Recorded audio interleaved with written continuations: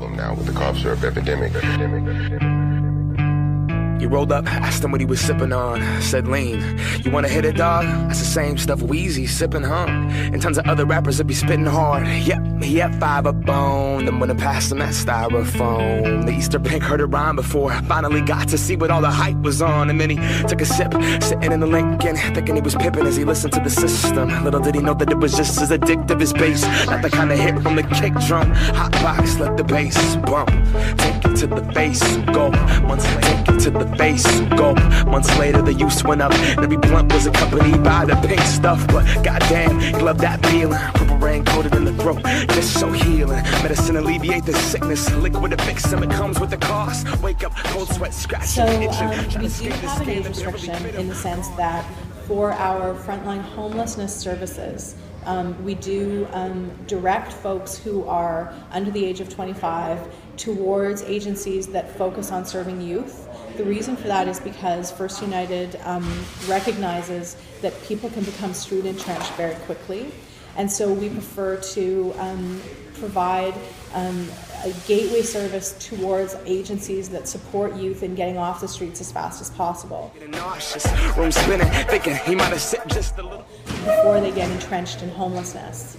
We have a rule where we don't provide services or have unaccompanied minors in the church. However, we do make an exception for that because a lot of the folks who come to access services for our advocacy program, for instance, or our tax program are parents with dependent children, and sometimes those parents are themselves minors. So when they're accessing a service such as our advocacy program or our low-income tax program, we will make an exception for our rule about not having underage people. Too much of that cough syrup is eyelids. So, we are a low barrier overnight shelter, which means that we accept folks who oftentimes are in too challenging or critical a state for them to be welcome in some other agencies. We do accept folks who are active in their addiction, folks who are acting out in mental illness states, and also folks who are in a challenging emotional state. We are one of the lowest barrier shelters in the Lower Mainland. And a lot of the folks who we help tend to be older than average and tend to be suffering from more mental and physical challenges than average. So I would say that in general, the group that we focus on is an older adult, many of whom are having or experiencing several co-occurring conditions such as mental illness and drug addiction and serious physical illness. And a lot of our community does tend to be First Nations. There's a gentleman actually who really comes to mind for me who I chatted with just a few weeks ago. He had actually been homeless since only 2 years after I was born, and I'm 46 years old. So he'd been homeless since 1969. Now, he was a person who actually is different from the norm because the vast majority of people who are homeless want to regain housing as fast as possible. And up to 95% of people actually regain their housing within just a couple of months of becoming homeless. He's what's called an entrenched homeless person. He's been homeless for more than a year. And in fact, many of the people we serve at First United have been homeless for decades. So he had actually lived a life that had been satisfactory to him for a long time. He was homeless, but he actually camped in Stanley Park. When I met him, he was undergoing chemotherapy, and he was staying at our shelter while he was being treated for cancer. So he's an example of someone who was able to actually stay with us. We have a soft rule with BC Housing, which is our overnight shelter funder, that people, if they have a care plan, like if they have someplace better to move on to, they leave First United after 30 days. However, BC Housing recognizes that we have a really unique population of people who are harder to house than average. And so we've had people staying here for up to a couple of years, and we're allowed to do that because we don't move people along unless they have someplace better to go to than here. And so he stayed with us while he was undergoing chemotherapy. First First United Church became a church in 1929. Prior to that, it had been First United Methodist.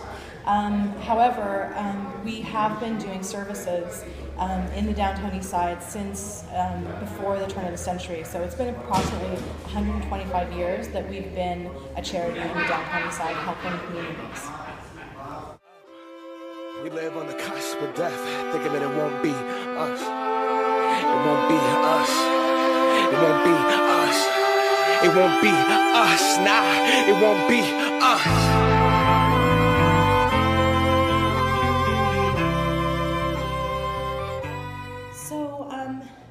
We recognize that the neighborhood is changing, and we don't really know what it's going to look like in 5 years. But we actually did just complete a 5-year plan, a strategic plan, to enable us to continue to make available in an economic way the services that will continue to be needed for the people in the neighborhood as long as they need them. And it's also going to enable us to change so that if the needs of the neighborhood change, we'll be able to change with it, because that's what we've been doing for the last 100 years. So our short-term goals are mostly surrounding ensuring the economic viability of the organization. So say in the next 1 to 2 years, we want to achieve some more stable funding avenues so that we're able to easily meet our budget needs every year. And then over 5 years, our plan is to evaluate the neighborhood to see if we need to change our services, and ultimately to see about whether we're going to be refurbishing this building so that it meets the needs of the neighborhood better, or perhaps looking at some other different option with a new building or moving to a different location.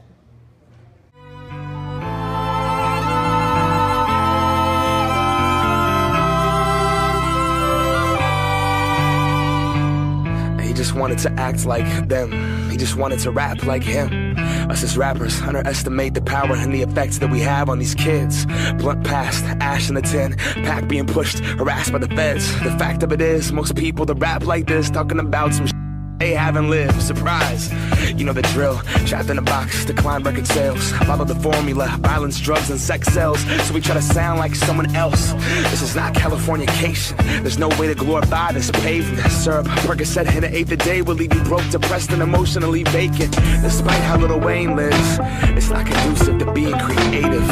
And I know cause he's my favorite. And I know cause I was off that same mix. Rationalize the after I listen to dedication, but he's an alien. I'd sit that out and play PlayStation. Months later I'm in the same place, no music made, feeling like a failure. And trust me, it's not dope to be 25 and move back to your parents' basement. I seen my people's dreams die, I seen what they can be denied. And weed's not a drug, that's denial. Groundhog Day life repeat each time. I seen Oxycontin take 3 lives. I grew up with them, we used to cheap dimes. I seen cocaine bring out the demons inside. Cheating in line, friendship cease, no peace in the mind. Stealing and take anything to fix the pieces inside. Broken, hopeless, headed nowhere. Only motivation for what the dealer's supplying. That rush, that drug, that dope. Those pills, that crumb, that roach. Think I will never do that, not that drug. Growing up, nobody ever does. Until you're stuck, looking in the mirror like I can't believe what I become. So I was gonna be someone, and growing up everyone always does. We sell our dreams and our potential to escape through that buzz. Just keep me up, Hollywood, here we come.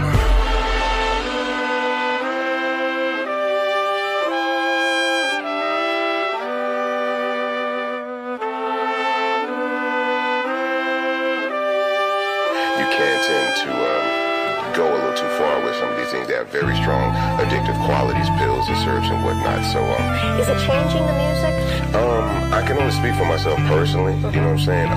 We had been toning down the content of certain things in the music lately. My new album, of course, probably won't have any references to cough syrup in it, but there's a little bit more than the music. I think it's going to start affecting the personal lives of a lot of artists and people